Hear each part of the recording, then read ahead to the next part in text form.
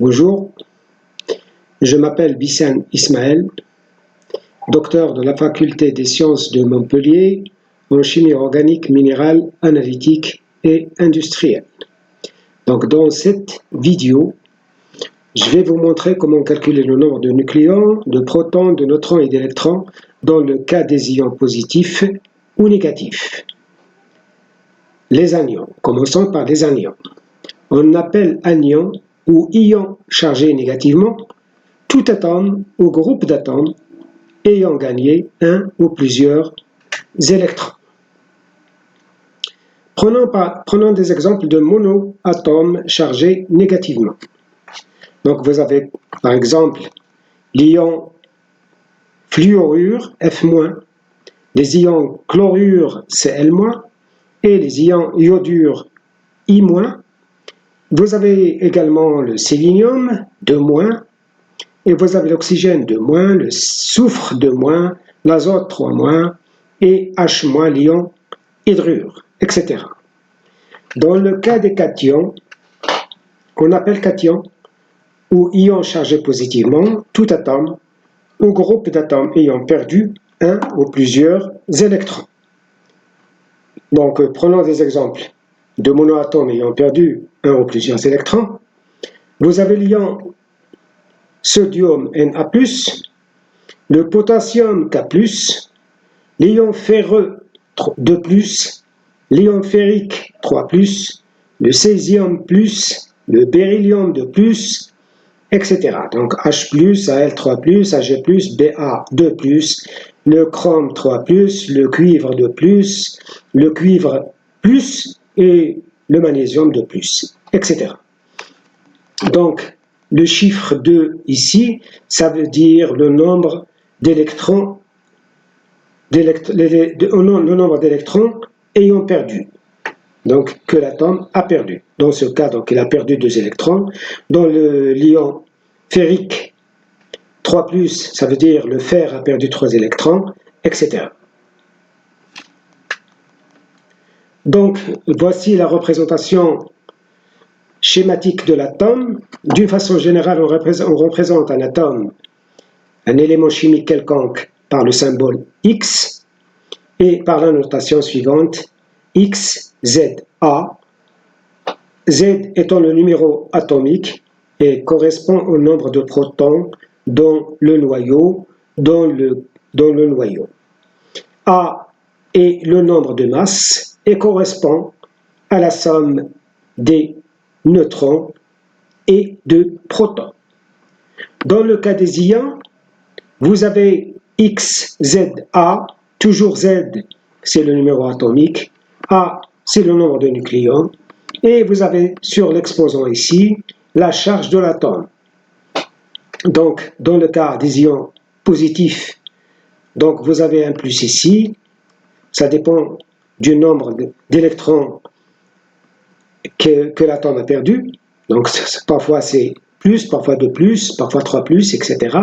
Et dans le cas des ions négatifs, donc vous aurez ici des charges négatives. Des charges négatives. Donc la définition d'un ion monoatomique est un ion formé à partir d'un atome qui a perdu un ou gagné un ou plusieurs électrons. Et lorsqu'on passe d'un atome à un ion, le nombre de protons et de neutrons reste invariable, parce que les protons et neutrons se trouvent dans le noyau, donc leur nombre reste invariable. Le noyau n'est pas modifié et la représentation symbolique de l'atome ne change pas. En perdant des électrons, les atomes se transforment en entités chargées positivement dans le cas des cations, c'est ce qu'on a dit au début, donc exemple du sodium, et en gagnant des électrons, les atomes se transforment en entités chargées négativement, appelées anions. Exemple de O2-, etc., etc. Donc, dans ce tableau-là, donc vous avez des ions sur cette première colonne. Donc, dans la seconde colonne, vous avez le nombre de protons, Z, La troisième colonne, le nombre d'électrons. Dans la quatrième, le nombre de nucléons. Et le nombre de neutrons dans la dernière colonne.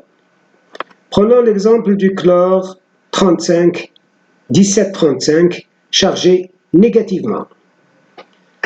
Donc, le numéro atomique Z est égal au nombre de protons. Le nombre de protons, les protons se trouvent dans le noyau. Donc, c'est impossible que le nombre de protons change dans le cas des ions. Donc, le numéro atomique, c'est 17. Donc, ça représente le nombre de protons qu'on a dans le noyau. D'accord? Donc, dans le nombre d'électrons, donc les électrons se trouvent autour du noyau. Dans ce cas-là, le chlore a gagné un électron. Donc, on sait que le nombre d'électrons est supérieur au nombre de protons. Donc, vous avez 17 protons plus 1, parce que vous avez une charge ici négativement, donc 17 plus 1, donc ça fait 18 électrons autour du noyau. Le nombre de nucléons, donc c'est ce qu'on a en haut, c'est A, donc c'est 35. Le nombre de neutrons, c'est N égale à A moins P, donc c'est 35 moins, le nombre de protons c'est 17, donc 35 moins 17, ça fait 18. Prenons l'exemple de l'oxygène. L'oxygène, 8, 16, donc Z c'est 8, A c'est 16, mais dans ce cas-là, l'oxygène a gagné 2 électrons de plus. Donc, dans le cas de l'oxygène neutre, le nombre de protons est égal au nombre d'électrons, mais ici, l'oxygène a gagné 2 électrons. Donc, le nombre de protons est égal, ici, est égal à Z, donc c'est 8. Donc, le nombre d'électrons, c'est le nombre de protons plus le nombre de charges. Donc, 8 plus 2 qu'on a ici. Donc, 8 plus 2, ça vous donne 10 électrons autour du noyau. Donc, le nombre de nucléons, c'est ce qu'on a ici, c'est A, c'est 16. Le nombre de neutrons, c'est A moins P. A, c'est 16. Le nombre de protons, c'est 8. Donc, 16 moins 8, ça vous donne 8 neutrons. Prenons l'exemple du sodium ici. Le sodium a perdu un électron. Donc, Na1123. Donc, toujours on revient à l'atome dans son entité neutre. Donc, on a Z, c'est 11. Donc, le nombre de protons est égal à Z. Donc, Z, c'est 11. Donc, le nombre de protons, c'est 11.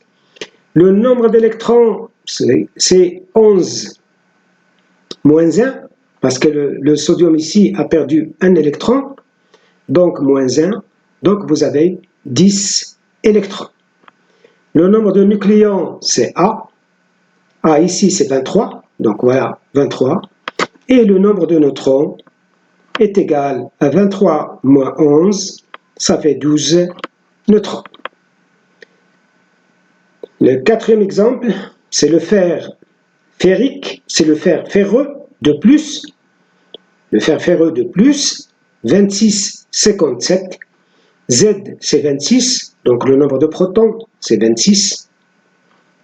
Le nombre d'électrons, donc on a le fer ici, a perdu 2 électrons, donc c'est 26 moins 2.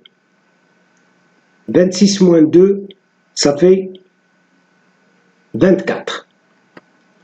Donc 26, donc ouais, il y a une petite erreur ici, donc c'est 26 moins 2, ça vous donne 24. Donc c'est 26 ici, pas 23.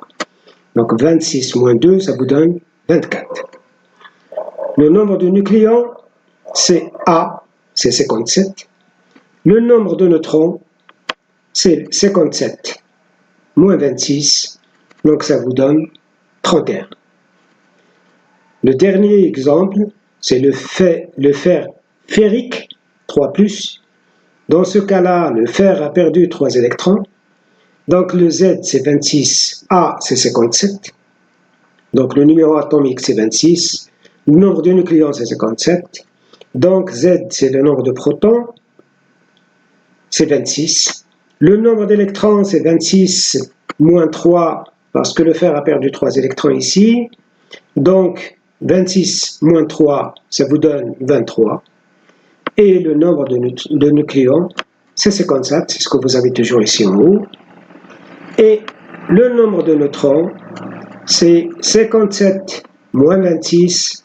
Donc 57 moins 26, ça vous donne 31 neutrons. Voilà. Donc à la prochaine pour une autre vidéo. Salut.